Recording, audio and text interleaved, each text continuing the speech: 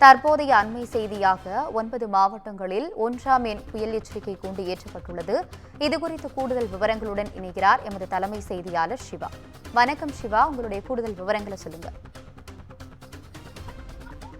ஆனந்தி, வங்கக்கடலில் நிலவி வந்த ஆழ்ந்த காற்றழுத்த தாழ்வு பகுதி காற்றழுத்த தாழ்வு மண்டலமாக வலுவடைந்திருக்கக்கூடிய நிலையில தமிழகத்தின் 9 துறைமுகங்களில் 1ஆம் எண் புயல் எச்சரிக்கை கூண்டு ஏற்றுவதற்கான ஒரு அறிவுறுத்தலை வானிலை ஆய்வு மையம் வழங்கியிருக்கிறது. குறிப்பாக இந்த தாழ்வு மண்டலம் உருவானதை அடுத்து இந்த புயல் எச்சரிக்கை கூண்டு ஏற்ற வேண்டும் என்று அறிவுறுத்திருக்கக்கூடிய நிலையில சென்னை, கடலூர், நாகை, எண்ணூர், காட்டுப்பள்ளி, பாம்பன், தூத்துக்குடி உள்ளிட்ட பகுதிகளில் இந்த புயல் எச்சரிக்கை கூண்டு என்பது ஏற்றப்பட்டிருப்பதாகவும், அதே போல புதுச்சேரி, காரைக்கால் ஆகிய துறைமுகங்களிலும் இந்த 1ஆம் எண் புயல் எச்சரிக்கை கூண்டு ஏற்றுவதற்கான ஒரு அறிவுறுத்தலை வானிலை ஆய்வு மையம் வழங்கியிருக்கிறது. அதனைத் தொடர்ந்து இந்த புயல் எச்சரிக்கை கூண்டும் தற்போது ஏற்றப்பட்டிருக்கிறது. குறிப்பாக இந்த மத்திய மேற்கு மற்றும் அதை ஒட்டிய வடமேற்கு வங்கக்கடலில் தான் வடக்கு ஆந்திரா மற்றும் தெற்கு ஒடிசா கடற்கரை நிலவி வந்த ஆழ்ந்த காற்றழுத்த தாழ்வு பகுதி மேற்கு வடமேற்கு திசையில் நகர்ந்து காற்றழுத்த தாழ்வு மண்டலமாக வலுவடைந்திருக்கிறது. இது மேலும் வலுவடைந்து புயலாக மாறுவதற்கான வாய்ப்புகள் இருப்பதாக தெரிவிக்கப்பட்டிருந்தாலும் கூட இந்த ஆழ்ந்த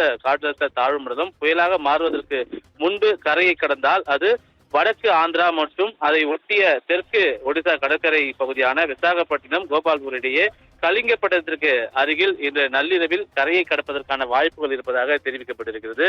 இந்த காரணமாக ஆந்திராவை ஒட்டியிருக்கக்கூடிய தமிழக எல்லையோர மாவட்டங்களில் புயல் எச்சரிக்கை இந்த தாக்கத்தின் காரணமாக அதிக கனமழை பெய்வதற்கான வாய்ப்புகள் இருப்பதாகவும் தெரிவிக்கப்பட்டிருக்கிறது. இந்த காரணத்தினால் 9 துறைமுகங்களில் தற்போது 1ஆம் எண் புயல் எச்சரிக்கை கூண்டு ஏற்றுவதற்கான அறிவுறுத்தல் வழங்கியதை தொடர்ந்து இந்த புயல் எச்சரிக்கை கூண்டும் தற்போது ஏற்றப்பட்டிருக்கிறது. ஆனந்தி, உங்களுடைய விவரங்களுக்கு நன்றி சிவா.